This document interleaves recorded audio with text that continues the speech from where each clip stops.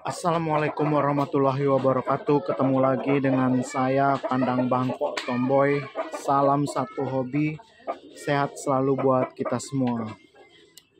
Sore menjelang malam hari, saya lagi-lagi akan membuat cerita masalah ayam Bangkok. Jadi sore hari ini saya akan cerita masalah cara memilih ayam Bangkok yang bagus dan baik.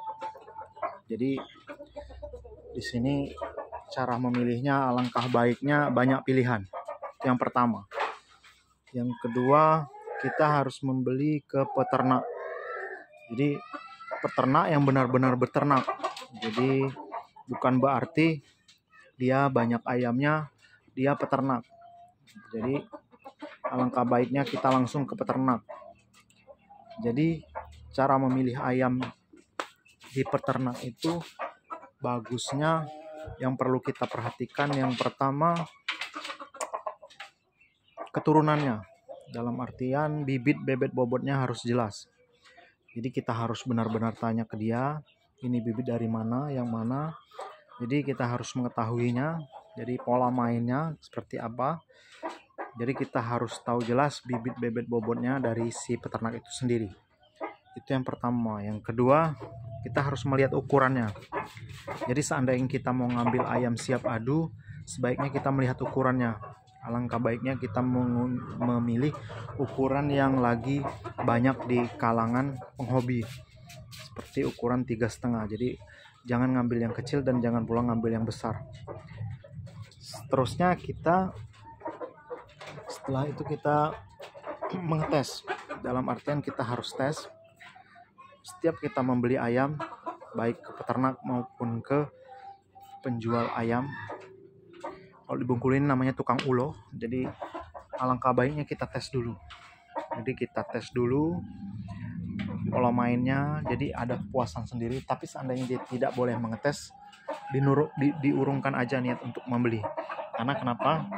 Walaupun ceritanya bagus, ayamnya dari mana, bibitnya seperti apa, tapi seandainya tidak mau untuk dites, alangkah baiknya diurung untuk membeli. Karena kuncinya ayam di saat kita membeli itu, yang pastinya kita harus sudah tahu gaya tarungnya lagi. Karena biasanya ke peternak memang harganya lebih wow, dalam artian lebih tinggi dibandingkan dengan pasar-pasar biasanya. Jadi kita harus mengetes, melihat pola main ayam itu sendiri. Terus yang selanjutnya kita baru melihat fisiknya. Seandainya sudah, apakah ada yang cacat.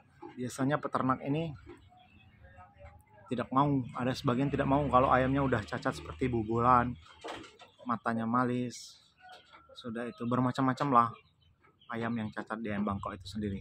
Jadi harus kita perhatikan di tempat pembeli itu. Karena kenapa?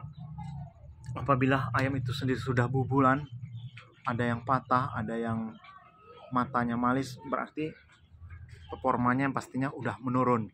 Jadi memang harus benar-benar dicek. Berikutnya kita harus mengerti dan harus tahu induknya mana, bapak yang mana.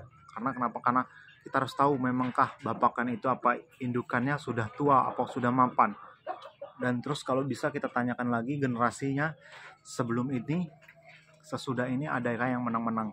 Karena apabila saudaranya udah ada yang menang-menang, biasanya dia akan mengikut jejak saudaranya itu sendiri. Jadi dia akan ngikut, dalam artian jiwa petarungnya ada biasanya. Jadi kita harus teliti di saat kita harus memilih di salah satu peternak. Tapi biasanya kalau peternak itu ayamnya banyak, jadi enak milihnya. Jadi kalau bisa, ya itu tadi, bibit bobot harus jelas, sudah itu pola mainnya, terus lagi kecacatan fisiknya kita harus lihat, terus ukurannya kita harus lihat. Jadi itulah kemungkinan besar yang harus kita perhatikan di saat kita membeli ayam di sebuah peternak. Jadi jangan sampai nanti kita nyesal di kemudian hari setelah kita membeli. Jadi kita harus benar-benar perhatikan bibit bebetnya, sudah itu gaya tarungnya, cacatnya, terus ukurannya. Terus keturunannya dari pacek dan babon tua apa tidak. Jadi sebenarnya tidak sulit apabila kita sedikit sudah mengerti masalah ayam Bangkok. Jadi itu dulu cerita kita sore hari ini. Semoga bermanfaat buat teman-teman dan rekan-rekan sehobi. Salam satu hobi, sehat selalu buat kita semua. Assalamualaikum warahmatullahi wabarakatuh.